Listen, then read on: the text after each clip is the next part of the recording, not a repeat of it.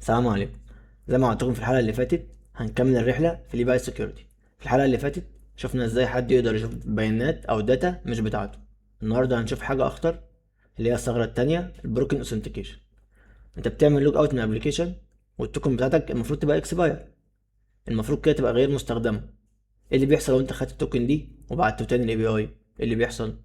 في كتير من الابلكيشنز بتقبل التوكن القديمه وتكمل عادي. ده اللي هنشوفه النهارده ونثبته. هنستخدم في اي بي اي دوج على انفايرمنت اسمها سي ار اي بي اي. يلا بينا نبدا. قبل الديمو بسرعه خلينا نقول يعني ايه البروكن اوثنتيكيشن في واسب. ببساطه ان الاي بي اي مش بتعمل تشيك مين اللي عامل اللوجن ده او اليوزر اللي داخل. مش لازم ان اللوجن بتاعك بايظ او فيه مشكله، ممكن يكون اللوجن شغال تمام بس في حاجات تاني. زي ايه مثلا؟ ان التوكن اكسبايرد، او مفيش فاليديشن، او ممكن توكن يقدر يعمل لها بريدكتابل، يقدر يتوقعها او يجنريت توكن شبهها، وهكذا.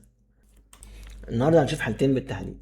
الحاله الاولى ان لو التوكن اكسباير بس الاي باي لسه بيقبلها، والحاجه التانية ان اللوجن اند بوينت بتاعتك مش عليه اي حمايه من البروت فورس. ايه هو البروت فورس؟ انت ممكن تجرب تعمل الاف باسوردات، تجرب بيهم تعمل لوجن لحد ما يبقى واحد معاك يظبط معاك يجيبه هو صح، من غير ما اي حد يوقفك. كفايه كده كلام، يلا بقى نبدا نشوف نجرب بايدينا. زي الفيديو اللي فات، الانفيرومنت دي اللي هي سي ار اي بي اي نقدر نجرب عليها. فاحنا اول حاجه هنعمل ريكويست على اللوجن. هنا زي ما شفنا الريسبونس في التوكن، هاخد التوكن كوبي وافتح هنا جي دبليو تي اي او. هحط التوكن بتاعتي هنا. هنا بيبان عندي التوكن بقى متعملها ديكودد. فانا دلوقتي عاوز اعمل توكن جديده بانها اكسبايرد، فاروح هنا على الديكودر. هنا مثلا هخليها 17 17 بس تبقى اكسبايرد، ميعاد قديم ده التايم ستامب. تمام. وهنا هنا محتاج هو سيجنتشر البرايفت كي، فانا هخليه ان هو نون. هنا لو عملتها نون مش هحتاج السيجنتشر، كده عملت توكن جديده. فاخد التوكن دي واجرب اعمل بيها بقى اكشن، المفروض ان هي اكسبايرد كده.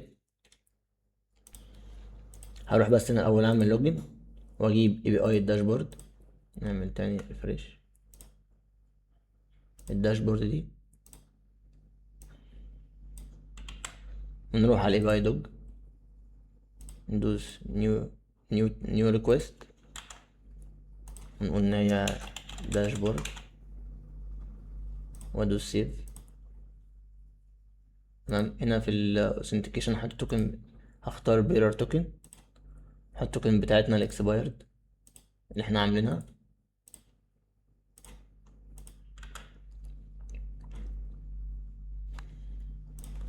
ودلوقتي اقدر ابعت ريكوست كده واشوف. كده زي ما انتم شايفين التوكن اكسبايرد، وبرضو رجع لي الداشبورد بتاعت الشخص ده او اليوزر ده، مع ان المفروض هنا الاي بي اي ترد ب 401 ان هو ان اوثرايزد. ده كده معناه ان السيرفر او السيستم بتاعنا مش بيتشيك على تاريخ الاكسباير توكن خالص، هو بيتاكد ان في توكن وخلاص، مش مهم معاه هو اكسبايرد ولا شغاله ولا لا. يعني لو حد خد التوكن ده ممكن يعمل اي حاجه اكشن تاني بيهيف اليوزر او كأنه هو اليوزر ده. في حاجه برضه عايز اوريها لكم، لو حد ما كانش فاهم جزء التايم ستامب ممكن يدخل على السايت ده، هسيبه لكم في الديسكريبشن بتاع الفيديو. دايما بتحط اي فيه تايم ستامب يقول لك الساعه كام. يعني هنا دلوقتي ده الوقت حاليا دلوقتي، لو عايز تاخده بالسكندز او الملي سكندز وهكذا. لو انت عاوز التاريخ ده تشوفه احنا حاطينه امتى، الوقت ايه، محطوط 14 نوفمبر 2023، اكسبايرد من سنتين وزيادة كمان 3 سنين. بس كده خلينا ندخل بقى في الجزء التاني اللي هو البروت فورس. طيب دلوقتي انا هروح على باي دوج وعلى اللوجن، هكتب هنا مثلا اني سينك اي باسورد وهدوس سند. تمام، ده 401 ده طبيعي. طب انا دلوقتي هفضل اجرب، عاوز بقى اعمل بروت فورس على الاي بي اي دي. هنروح طبعا زي ما شفنا في فيديوهات اي بي اي دوج، فالتست هكريت هنا رانر نقول مثلا بروت فورس،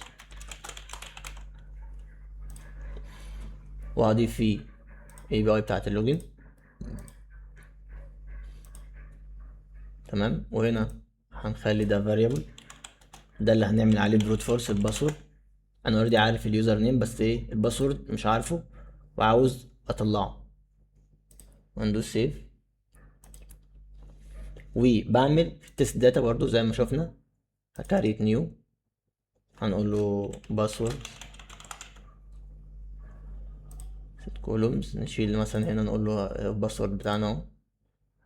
دلوقتي انا ببقى محضر فايل فيه كل السجستد باسورد او الويك باسورد او الباسورد المعروفه. انت لو بعت لاي اي اي هيعملها جنريت لك، او لو انت دورت هتلاقيها موجوده في اي سايت ساعات. فانا هنا مجهز الفايل، هينزل لي كل الباسوردات اللي ممكن حد يكون مستخدمها او تكون معروفه وهكذا، وهدوس سيف. نرجع تاني بقى للتست ستيبس بتاعتنا، عايزين نرن، هقول له باسورد وهدوس رن. هيقول لي ده كل الداتا انت عايز تستخدمها، فهقول له اه هي دي الداتا اللي انا عاوز استخدمها. زي شايفين بيجرب كله فيد. بص في حد باظ، في واحد باظ هنا، احنا ممكن خلاص نوقفه او نخليه يكمل، فانا هوقفه. هو هنا هيكمل كل مية حاجة وتلاتين باسورد اللي انا اديتهم، ولا في حاجة بتوقفني، ولا حاجة تقول لي تو ميني ريكويست، ولا في الاكونت لوجد اوت لفترة مثلا لحد ما يعمل فيريفاي ان هو اليوزر اللي بيستخدمه، عشان هو دخل كذا باسورد غلط يعني. واقدر بس هنا في اي باي دوج ادوس على الباص ده، هلاقي التوكن جات لي، واقدر في الاكشوال ريكويست واشوف الباسورد كان ايه. نرجع تاني للجزء بتاعنا. طب ايه الحل هنا؟ ان انا المفروض الاقي اتاكد ان البوينت بتاعتي اللي انا بعمل لها تيست دي عليها ريت ليميتنج. مثلا انا واحد بعمل لوجن، لو عمل لوجن مثلا 20 خمس مرات في خلال ثانيه او خلال دقيقه، لا المفروض اوقفه، اعمل بلوك الاي بي دوت، او حسب بقى ايه الاتفاق هيكون ايه في الامبلمنتيشن بتاع الطريقه دي. اخلي اكونت يتعمل لوك اوت، يعني هو جرب 4 مرات، المره الخامسه اكونت يقف لحد ما يفيريفاي مثلا بالموبايل او بالميل وات ايفر، او افتحه له بعد ساعه وهكذا. ممكن برضو بكباتش تو فيريفيكيشن اوثنتيكيشن وهكذا. ممكن مثلا يبعت ورنينج مثلا للسيستم نفسه، يبعت الورنينج لليوزر، خلي بالك بتحاول تعمل حد بيعمل لوجن على الاكونت بتاعك كذا مره غلط. دورنا احنا بقى ككيو انجينيرز، المفروض ما نستناش ان الحاجه السكيورتي تيم تقول لنا على كل الحاجات دي. المفروض في الحالتين مثلا اللي انا شفناهم النهارده معانا في الفيديو، اكسبير توكن والبروت فورس، المفروض يكونوا عندنا مكتوبين في التست كيس بتاعتنا واحنا بنتست اي بي اي جديده. لما تيجي تست كيس الاوثنتيكيشن فكر فيهم، ما تنساهمش وحطهم معاك. بدل ما تفكر ان اللوجن شغال، فكر هو البروتكشن بتاع اللوجن ده شغال ولا لا. النهارده عملنا حاجتين بايدينا، شفنا ان التوكن اكسبايرد ولسه شغال، وشفنا ان اللوجن اند بوينت مفيش عليها بروتكشن من البروت فورس. كل ده جربناه من سي ار اي بي اي وعلى اي بي اي دوج.